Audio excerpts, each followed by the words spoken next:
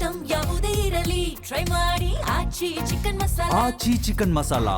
Bidadi township ಜಟಾಪಟಿಗೆ ಸಂಬಂಧಪಟ್ಟಂತೆ ಮುಖ್ಯಮಂತ್ರಿ ಡಿ.ಕೆ. ಶಿವಕುಮಾರ್ ಸುದೀರ್ಘ ಪ್ರೆಸ್ ಮೀಟ್ ಒಂದನ್ನು ಇವತ್ತು ಮಾಡಿದ್ರು. ಆದರೆ ಸರ್ಕಾರದ ಇಬ್ಬಗೆ ನೀತಿ ನೋಡಿ, ಅವ್ರು ಹೇಳ್ತಾರೆ 2 ತಿಂಗಳು ತಾತ್ಕಾಲಿಕ ಬ್ರೇಕ್ ಅಂತ. ಇಲ್ಲಿ ಅಂತಿಮ ಅಧಿಸೂಚನೆ ಕೂಡ ಪ್ರಕಟವಾಗ್ಬಿಟ್ಟಿದೆ.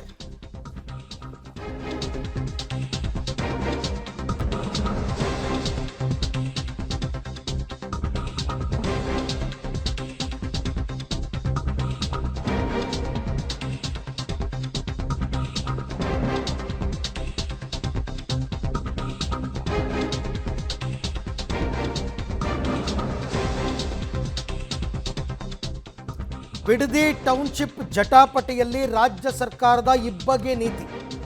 ಒಂದು ಕಡೆ ಯೋಜನೆಗೆ 2 ತಿಂಗಳು ತಾತ್ಕಾಲಿಕ ಬ್ರೇಕ್ ಹಾಕ್ತೀವಿ, ಸಮಿತಿ ರಚನೆ ಮಾಡ್ತೀವಿ, ಸಮಿತಿ ವರದಿ ಬಂದ ಮೇಲೆ ಮುಂದಿನ ನಿರ್ಧಾರ ಅಂತ ಸಿಎಂ ಹೇಳ್ತಾರೆ. ಮತ್ತೊಂದು ಕಡೆ ಇವತ್ತೇ ಅಂತಿಮ ಅಧಿಸೂಚನೆ ಕೂಡ ಹೊರಡಿಸಿದ್ದಾರೆ. ಸಿಎಂ ಸುದ್ದಿಗೋಷ್ಠಿ ಬೆನ್ನಲ್ಲೇ ಮತ್ತೆ ಭೂಸ್ವಾಧೀನಕ್ಕೆ ನೋಟಿಫಿಕೇಶನ್ ಆಗಿದೆ. 4 ಗ್ರಾಮಗಳಲ್ಲಿ ಭೂಸ್ವಾಧೀನಕ್ಕೆ ಅಂತಿಮ ಅಧಿಸೂಚನೆಯನ್ನು ರಾಜ್ಯ ಸರ್ಕಾರ ಹೊರಡಿಸಿದೆ. ಇದೇ ಬಿಡದಿ ಟೌನ್ಶಿಪ್ ಯೋಜನೆಯ ವ್ಯಾಪ್ತಿಗೆ ಬರ್ತಕ್ಕಂಥ 4 ಗ್ರಾಮಗಳಲ್ಲಿ ಭೂಸ್ವಾಧೀನಕ್ಕೆ ಅಂತಿಮ ಅಧಿಸೂಚನೆಯನ್ನು ರಾಜ್ಯ ಸರ್ಕಾರ ಹೊರಡಿಸಿದೆ. ಅದು ಬನ್ನಿಗಿರಿ, ಅರಳಾಳು ಸಂದ್ರ, ಹೊಸೂರು, KG ಗೊಲ್ಲರಪಾಳ್ಯ ಗ್ರಾಮಗಳ ಫೈನಲ್ ನೋಟಿಫಿಕೇಶನ್ ಇವತ್ತು ಆಗಿದೆ. ಸೊ ಈಗ ಪ್ರೆಸ್ ಮೀಟ್ ಮಾಡಿ ಇನ್ನೂ 2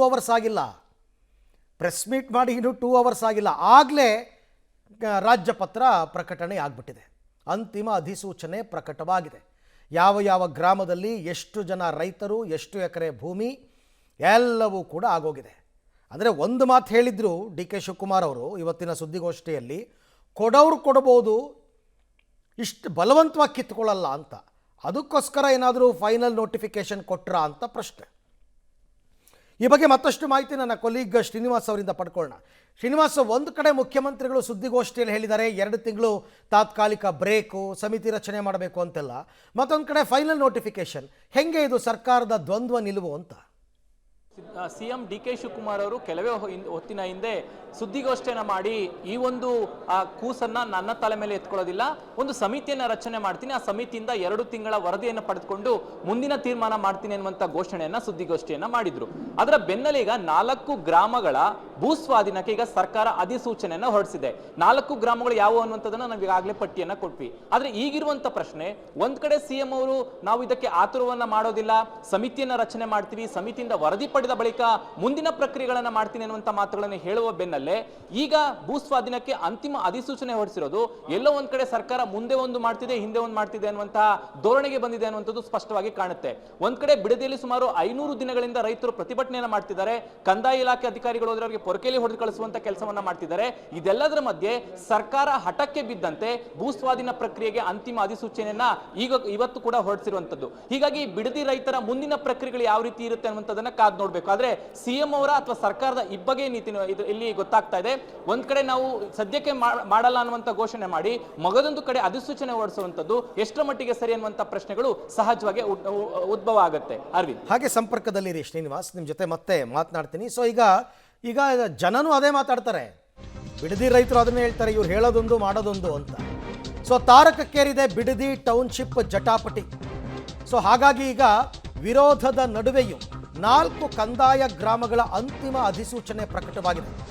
ಯೋಜನಾ ವ್ಯಾಪ್ತಿಯ ಬನ್ನಿಗಿರಿ, ಅರಳಾಳು ಸಂದ್ರ, ಹೊಸೂರು ಮತ್ತು KG ಗೊಲ್ಲರಪಾಳ್ಯ ಗ್ರಾಮಗಳ ಫೈನಲ್ ನೋಟಿಫಿಕೇಶನ್ ಆಗಿದೆ.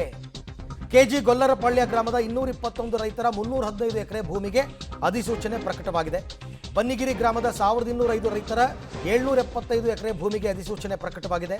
ಅರಳಾಳು ಸಂದ್ರ ಗ್ರಾಮದ 2057 ರೈತರ 1460 ಎಕರೆಗೆ ಅಧಿಸೂಚನೆ ಆಗಿದೆ. ನಗರಾಭಿವೃದ್ಧಿ ಇಲಾಖೆ, ಟೌನ್ ಪ್ಲಾನಿಂಗ್ ಕಮಿಟಿ ಅಂತ ಇರುತ್ತೆ, ಅವರು ಅಂತಿಮ ಅಧಿಸೂಚನೆಯನ್ನು ಪ್ರಕಟ ಮಾಡಿದ್ದಾರೆ. ಇದು ಸರ್ಕಾರದಿಂದ ಅಧಿಕೃತವಾಗಿ ರಾಜ್ಯಪತ್ರ ಬಿಡುಗಡೆ ಆಗಿರೋದು, ಸರ್ಕಾರದ ಅಧಿಕೃತ ರಾಜ್ಯಪತ್ರ. ಹಾಗಾಗಿ ಜನ ಪ್ರಶ್ನೆ ಮಾಡ್ತಿರೋದು, ನೀವು ಹೇಳೋದೊಂದು ಮಾಡೋದೊಂದು.